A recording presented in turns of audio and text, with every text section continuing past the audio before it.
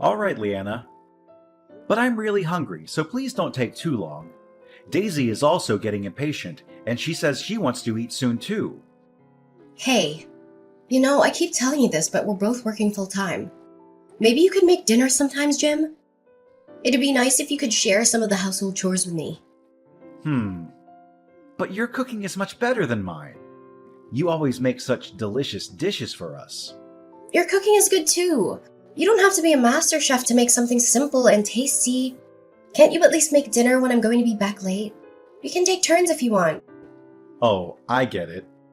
You're taking it out on me because you've had a bad day at work, huh? You're feeling stressed and frustrated, so you're picking on me. No, that's not it.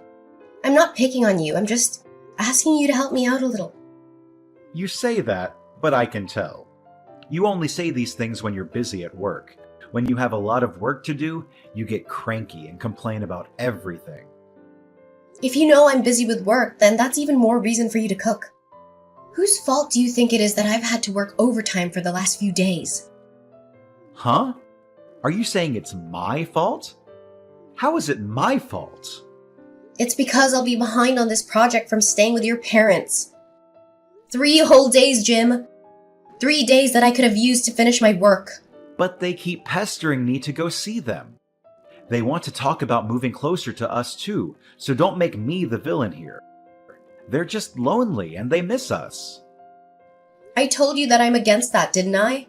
Who was the one who asked them if we could stay a few days so we could talk about that? It was you, Jim. You were the one who invited them to stay with us. It was me. But we're married, so my parents are your family too. You could treat them better, couldn't you? I would if they treated me well back. You know that I'm not fond of your dad.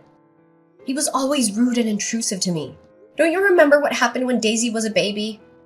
Oh, when Dad saw you breastfeeding her? That was so long ago. You're holding such a grudge over it when he just saw you by accident. He didn't mean to do anything wrong. He was a stranger to me not that long before, and I only just had Daisy. She was so small and fragile back then. I think anyone would feel disgusted to be peeped on by their father-in-law in that situation. It was humiliating and violating. I won't ever forget it. You just felt that way because we'd only just got married. It's been 10 years since then. You should have gotten over it by now. He didn't mean to do it, so you should forgive him. How could I forgive him? I don't even want to go to their house anymore. I hate being there with them. But if we don't visit them, they'll just come over to ours more often. They'll keep calling and nagging us until we agree to see them. And it's your job to stop that, Jim. You need to set some boundaries with them and tell them no sometimes. Didn't I tell you there'd be no second chances? If your dad does anything like that again, I will leave their house immediately and never come back. I know, but I couldn't stop them this time. My parents want to spend some time with Daisy. They love her so much, and they want to bond with her more. I know they're good to Daisy because they adore her, but I don't want to live on the same street as them. That would be too much for me to handle. They might call me cold or ungrateful, but I just can't do it. You promised me this before we got married, remember? You said we'd live far away from them and have our own space. But I do think we'll be able to focus on work more if my parents live very close to us. We can get them to look after Daisy when we're busy, right? They can help around the house, too. They can cook and clean and do the laundry for us. We've been able to cope so far while we both worked. We don't need their help. And really, the housework would be fine if you actually helped me with it, right, Jim? You could do some of the cooking and cleaning and laundry yourself, instead of leaving it all to me. I guess. Fine. I'll try to help more around the house. Just try not to decline so forcefully to my parents when they ask us to move closer. They might get hurt or angry if you're too harsh with them. Then you should help me when we talk to them. You should support me and stand by me. So no agreeing to their plan. Got this? Fine. I get it. I'll stick with you on this. Leanna, where are you? I've been trying to call you for a while. I heard you and Daisy went for a walk. We're exploring the hills out back. Daisy found a squirrel earlier, so she wants to find it again. It's almost dark, so you should get back soon. Mom says she wants a hand with making dinner. She's making your favorite dish, lasagna. I know, but I don't want to see your dad. He made me feel so uncomfortable today. After not seeing him for so long, literally the first thing he said to me was, "You've put on some curves." That's not a normal thing to say to your daughter-in-law, is it? He didn't mean any harm by that. He's from an older generation, so he doesn't know what's appropriate these days. He was just trying to compliment you on your appearance. Maybe, but it didn't exactly make me feel great. It made me feel like he was judging me or objectifying me. I don't like it when he looks at me like that. Just ignore him. He's harmless. Anyway, don't go near the guest house. There's someone with a very twisted head in there. Twisted head? Isn't it just Nathan? Your brother who came to visit as well? Yeah. I didn't think my brother would be visiting as well. I wish I'd known beforehand so he could have visited another time. Or, better yet, not at all. I've greeted him a few times, but he seems normal to me. I say hi to him this morning, but he responded normally. He said hello back and asked how we were doing. Ugh, don't say hi to him. In fact, you shouldn't speak to him at all. Even if he speaks to you first, ignore him. Pretend he doesn't exist. Okay, but what's so strange about him?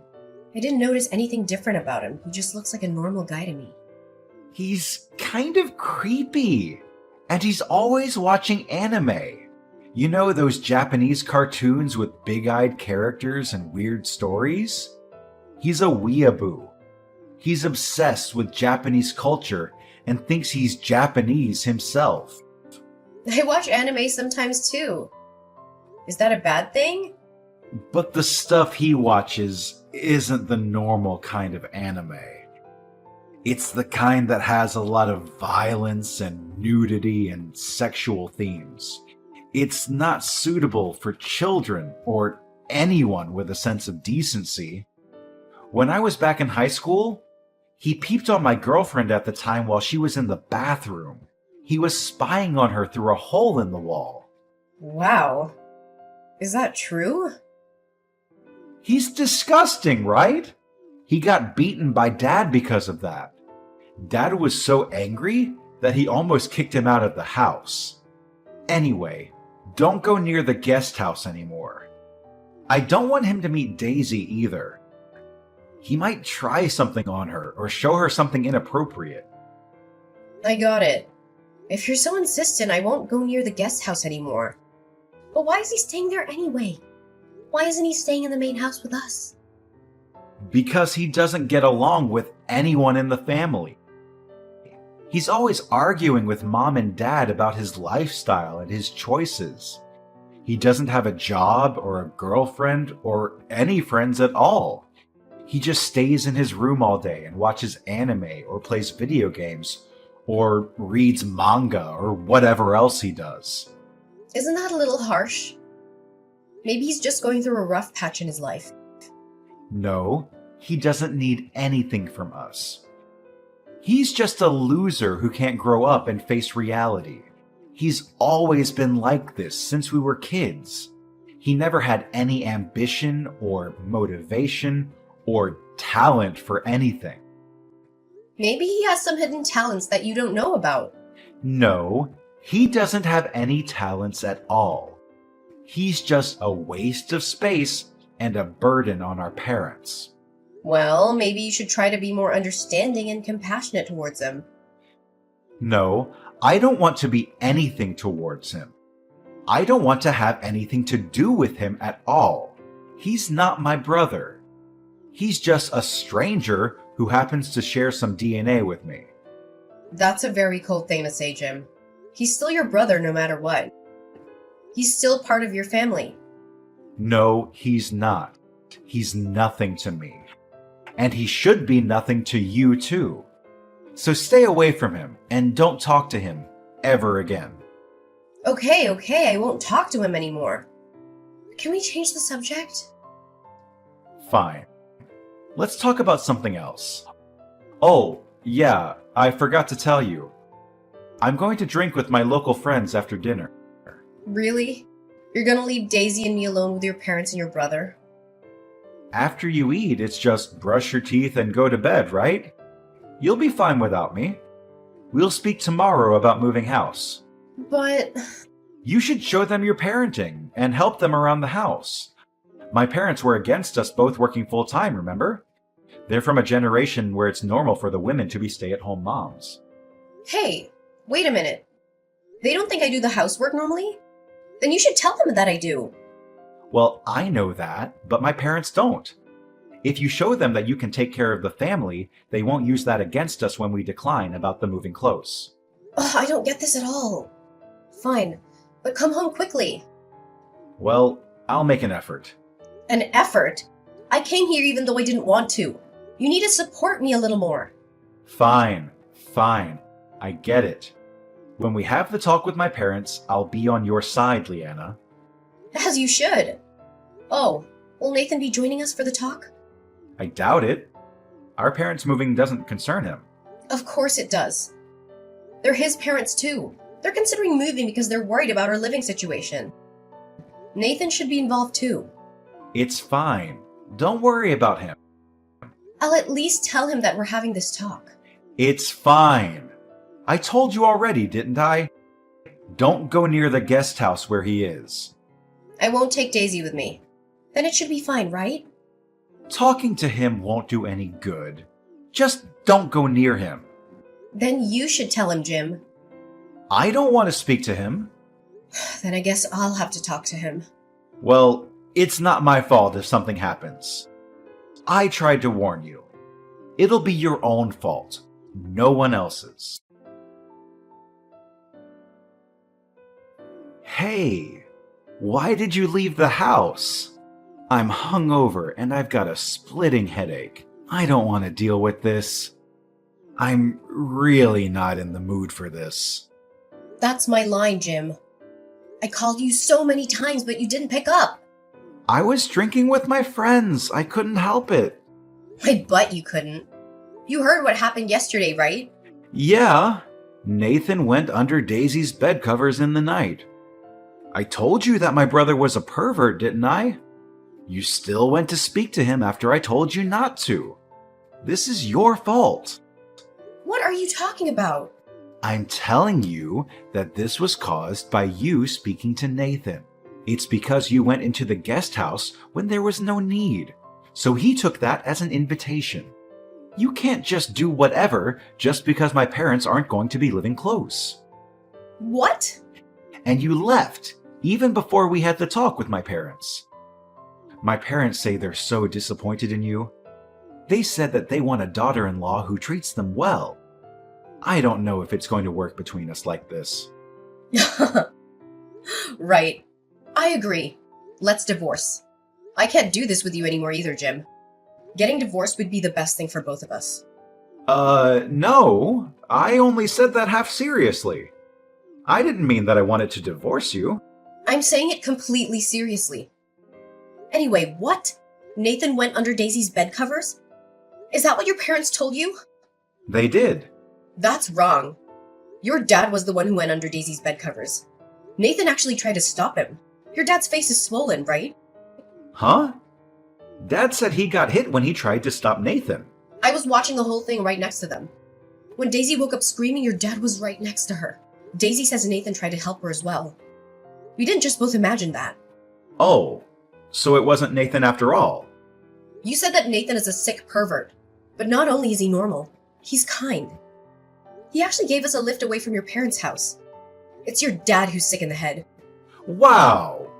What are you saying? Why is Dad sick?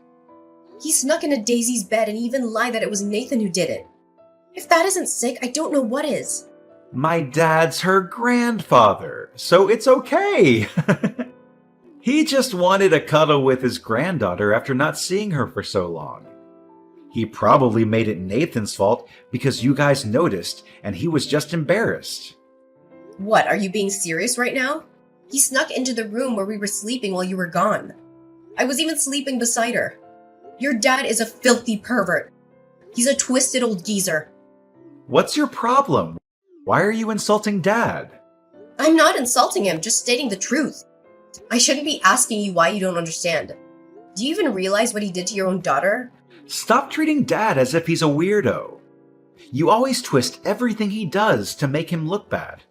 How self-centered are you to be so self-conscious about him seeing you breastfeeding Daisy? I see now. It's like Nathan said. What is?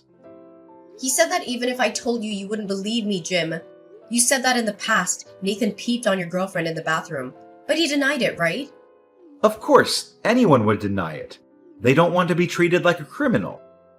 He told me that was your dad, too. Nathan caught your dad as he was peeping on her. He said that he pinned the blame on Nathan.